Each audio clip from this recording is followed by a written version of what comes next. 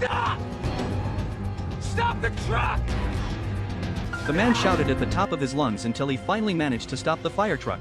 The firefighters thought he was just causing trouble and jumped out, ready to teach him a lesson. But before they could take a step, they slammed straight into an invisible wall. That transparent barrier completely cut the small town off from the outside world.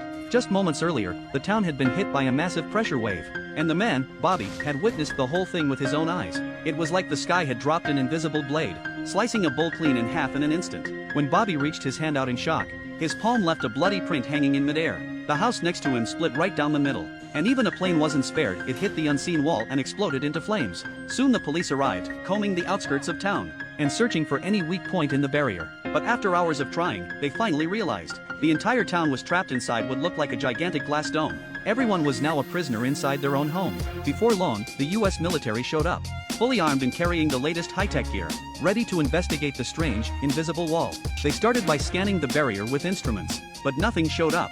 Then they tried blasting it with high-pressure water. Yet the water didn't even seep through.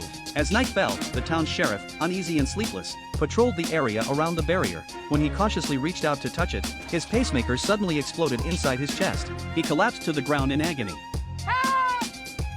Officer down! Officer down! Help! At that moment, everyone realized this wasn't just a physical wall. It was something far more dangerous, something deadly. The sheriff's death threw the whole town into panic. Fear and despair spread like wildfire, and people felt trapped in an invisible cage with no way out.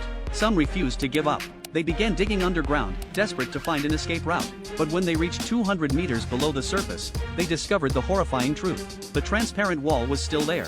It wasn't just tall, it went deep, endlessly deep, as if the entire town had been sealed inside a crystal tomb.